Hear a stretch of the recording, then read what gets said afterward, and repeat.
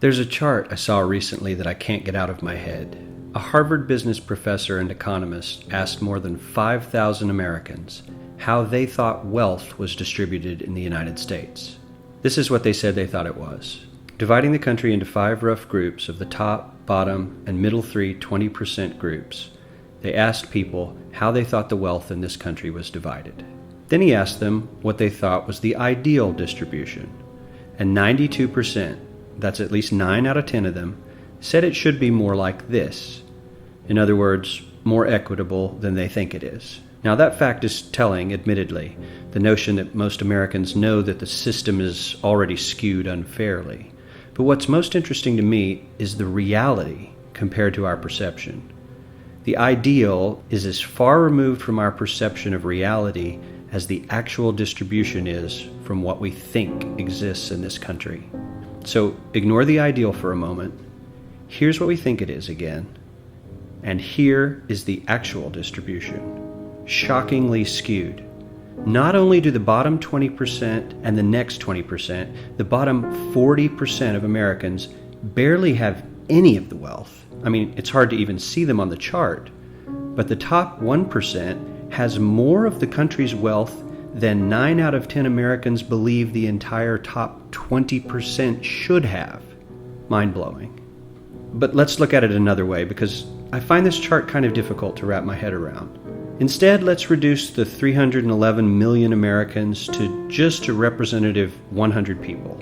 Make it simple. Here they are: teachers, coaches, firefighters, construction workers, engineers, doctors, lawyers, some investment bankers, a CEO, maybe a celebrity or two.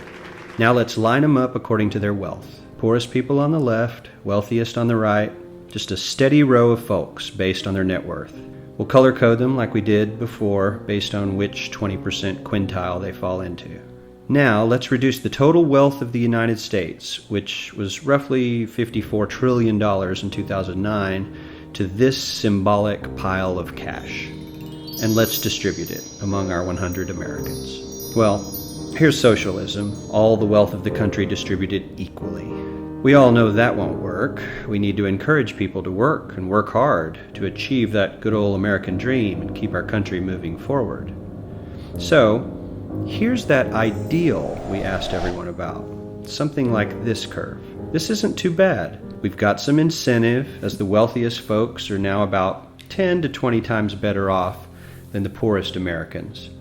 But hey, even the poor folks aren't actually poor, since the poverty line has stayed almost entirely off the chart. We have a super healthy middle class with a smooth transition into wealth. And yes, Republicans and Democrats alike chose this curve. 9 out of 10 people, 92%, said this was a nice, ideal distribution of America's wealth. But let's move on. This is what people think America's wealth distribution actually looks like. Not as equitable, clearly, but for me, even this still looks pretty great. Yes, the poorest 20 to 30% are starting to suffer quite a lot compared to the ideal, and the middle class is certainly struggling more than they were, while the rich and wealthy are making roughly 100 times that of the poorest Americans and about 10 times that of the still healthy middle class. Sadly, this isn't even close to the reality. Here is the actual distribution of wealth in America. The poorest Americans don't even register. They're down to pocket change, and the middle class is barely distinguishable from the poor. In fact, even the rich between the top 10 and 20 percentile are worse off. Only the top 10% are better off. And how much better off? So much better off that the top 2 to 5% are actually off the chart at this scale. And the top 1%, this guy, well, his stack of money stretches 10 times higher than we can show. Here's his stack of cash, restacked, all by itself. This is the top 1% we've been hearing so much about. So much green in his pockets that I have to give him a whole new column of his own, because he won't fit on my chart. 1% of America has 40% of all the nation's wealth. The bottom 80%, 8 out of every 10 people, or 80 out of these 100, only has 7% between them. And this has only gotten worse in the last 20 to 30 years. While the richest 1% take home almost a quarter of the national income today, in 1976 they took home only 9%, meaning their share of income has nearly tripled in the last 30 years. The top 1% own half the country's stocks, bonds, and mutual funds. The bottom 50% of Americans own only 0.5% of these investments, which means they aren't investing. They're just scraping by. I'm sure many of these wealthy people have worked very hard for their money, but do you really believe that the CEO is working 380 times harder than his average employee? Not his lowest paid employee, not the janitor, but the average earner in his company. The average worker needs to work more than a month to earn what the CEO makes in 1 hour. We certainly don't have to go all the way to socialism to find something that is fair for hardworking Americans. We don't even have to achieve what most of us consider might be ideal. All we need to do is wake up and realize that the reality in this country is not at all what we think it is.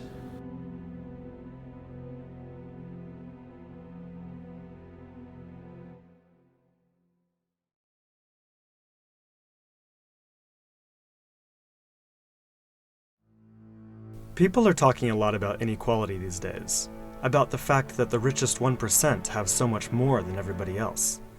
But most of the focus seems to be on the United States, and it strikes me that the same story needs to be told about global inequality too. So I did some research, and this is what I found from reliable sources like the UN. It turns out that while the US is totally out of whack, things are actually way worse for the planet as a whole. Let's start with this graph. A perfectly even distribution of wealth among all living people, with everyone divided into 5 equal groups. Now, let's show how much each group actually has. Shocking, right? 80% of the world's people barely have any wealth. It's hard to even see them on the chart. Meanwhile, the richest 2%, they have more wealth than half of the rest of the world. Let's look at this chart another way. Let's take the whole world's population, all 7 billion of us, and reduce it to just a representative 100 individuals. Here they are, poorest people on the left, richest people on the right.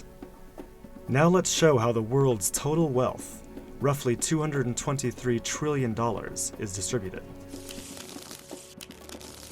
The vast majority have practically nothing. Nothing with which to educate their children, nothing with which to pay for basic medicines.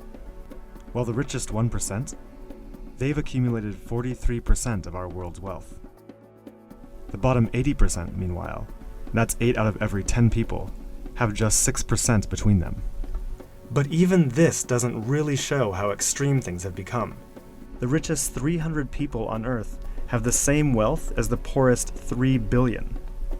So the number of people it takes to fill a mid-sized commercial aircraft have more wealth than the populations of India, China, the US, and Brazil combined. We can also see this difference geographically, with a huge and growing gap between a few rich places versus the majority of the world. For most of history, things were much more equal. 200 years ago, rich countries were only 3 times richer than poor countries. By the end of colonialism in the 1960s, they were 35 times richer. Today, they're about 80 times richer. Rich countries try to compensate for this by giving aid to poor countries, about $130 billion each year. That's a lot of money. So then why does the wealth gap keep getting bigger? One reason I found is that large corporations are taking more than $900 billion out of poor countries each year through a form of tax avoidance called trade mispricing. On top of this, each year poor countries are paying about $600 billion in debt service to rich countries, on loans that have already been paid off many times over. And then there's the money that poor countries lose from trade rules imposed by rich countries to get access to more resources and cheaper labor. Economists from the University of Massachusetts calculate that this costs poor countries about $500 billion a year. Altogether, that's more than $2 trillion that flows from some of the poorest parts of the world to the richest. Every year. Rich governments like to say they're helping poor countries develop. But who's developing who here? This makes me think that there's something wrong with the basic rules of the global economy. It can't be okay that the wealth of our planet is becoming so concentrated in the hands of such a tiny number of people. The only reasonable response, it seems to me, and our only hope, is to change the rules.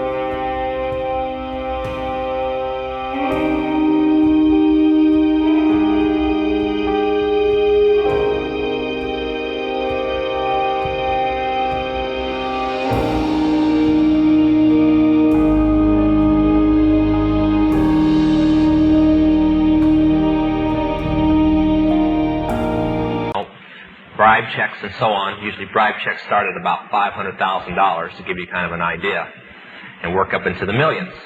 But then they've got almost all the money in the world. Why should they worry? You spend a $5 bill and you panic. For what a $5 bill feels like to you, $1 million feels like to them. So believe me, they've got the financial strength to do it. The fifth one was totally different. It's very thick, about 30 pages, and it was handwritten. Now, according to the laws of witchcraft, if anything is religious, it must be written in a special ink with a dip pen, and the person who's writing it, own handwriting. Nobody, you don't dictate it. It doesn't get typed up. Nobody writes it for you. Now, in the Illuminati, the Rothschilds are not humans. They're not just the richest family in the world. They are gods in human bodies. More or less the counterfeit of what Jesus Christ was when he was on the earth. They're the sons and daughters of Lucifer in human body, and his wife, and so on. So that this council that I was on is the private priesthood of those gods. And when those gods talk, the priests listen and the priestesses listen. Then they tell political people. That's why a handful of witches have so much power over so many political people. Because they're simply just like a tape recorder for some very powerful people that everybody else considers to be holy and to be gods. So we opened this one in Philip Rothschild's handwriting, and it would have been the same to, well, it was like, the gods sent their own private message. So we opened it up. Dr. Buckland started reading it. It's a chart. A friend of mine, Dr. Tom Berry, has placed that chart in a 30-page book, and we're proofing it now, and Dr. Stuart Crane is going to publish it, and we hope to have it in Christians' hands in about 3 months. It's a step-by-step plan beginning in 1973, at the first of the year, to the end of 1980, to take over the world by taking over the United States. Now, before you think that that's impossible, I've watched the news over the past 5.5 years, and they're not only on schedule, they're a year ahead of schedule. And when I told people this 5 years ago, they thought I was crazy, like a lot of people think now. When I told them that we were supposedly not going to have any fuel, although we were going to have it, and that the gasoline prices were going to go sky high, I even told them a crazy story that the farmers were going to go on strike and the coal mines were going to close down. Now, I wonder where I could have gotten a crazy idea like that. And I was saying it 5 years ago. Only when I went on the East Coast this time, nobody was laughing because they were getting cut back on electricity, and people were only working 20 hours a week because there wasn't any coal. So after reading this, I thought, these people are really crazy. Crazier and crazier. But I stopped laughing when I read the sixth letter. It was in Philip Rothschild's handwriting, too. Now, before I tell you what's in it, I want to say something. The Mormon doctrine and the witchcraft doctrine are almost identical in how the world began. According to the witches, Lucifer chose his son and his daughter, which were married, to come to the world and lead the rest of his little kids down here. Believe it or not, you're supposed to have landed in a flying saucer. And they landed here, and man was just more or less assuming their shape from apes, and they intermarried with man, and that's how, the original people were the witches that arrived, and their children became the witches, and the ones that they didn't marry with are the mortals. If you remember Bewitched, you remember the doctrine of witches and mortals. Now, that may seem a little crazy to you, but they firmly believe it. And that Adam, who had the ability to turn back into other lives again, like everybody else did not. Because when the evilness of man settled into the garden, and that's why the garden was bad, there's no original sin according to witches. And Lucifer had planned to come and live on this world along with his children, but he couldn't because of all the evilness of man. And when they say that, I almost feel like they want to write Christians sometimes, the way the doctrine goes. But Adam would come back to bring peace to the world and to unpollute it so his father could come back. Now that's their doctrine. April and Wayne Show app is now available on Google Play for Android. And donate to help the ministry at aprilandwayneshow.com. People are sitting in church Sunday after Sunday, year after year, and still are not saved because they're listening and believing in ministers who are leading their souls to hell. Jesus explained in the scriptures that those ministers are not going to heaven and they're blocking you from going. It's like the blind leading the blind because the people love their pastors and their churches more than Jesus. Just because a pastor is behind the pulpit doesn't mean that he's preaching from the Word of God, because they will pervert the Word of the living God for their own purpose. That's why the Bible says to try the spirits by the spirits, whether they be of God, because there are many false prophets who are gone into the world. Don't listen to false prophets who are motivators of prosperity, of self-empowerment, of health and wealth, and teachers of life skills, because they say that they're giving you the principles to live by to improve your life. Like most popular preachers and TV ministers on TBN, like Joel Osteen, T.D. Jakes, and Rick Warren. Many ministers are following their teachings instead of the teachings of Jesus Christ because they want to have large churches and large amounts of money at the price of your soul. People need to wake up and realize that their teachings are doctrines of demons to contradict the Bible with half lies and half truths so Satan can get your soul. Their teachings come from the rudiments and wisdom of this world, which is foolishness with God, and is based on the lust of the flesh, the lust of the eyes, and the pride of life. God says, this is not of me, but of this world. And the Bible says that those type of ministers are of the world. Therefore, they speak of the world, and the world hears them. The world listens to them, the world believes them, and the world will follow them straight down to hellfire. God says, I have not sent these prophets, yet they ran. I have not spoken to them, yet they prophesied. But if they had stood in my counsel and had caused my people to hear my words, then they should have turned them from their evil way and from the evil of their doings. And they will cry aloud and spare not. Lift up thy voice like a trumpet and show my people their transgressions and their sins. Ministers are supposed to warn the sinners to save their souls from hell, and warn the righteous not to sin so they won't end up in hell. If they don't, God is going to require their blood at their hands. Preachers of the day are afraid to warn their congregation about their sin and talk about hell because they're afraid that the members, the mothers of the church, the deacon board, the board members, and their money might leave. If a minister is not afraid of the gospel of Jesus Christ, he would preach what Jesus preached consistently, not once a year. Because God says to teach my word faithfully. They would preach it in season and out of season. They would preach the truth when they want to hear it and when they don't want to hear it until Jesus comes back.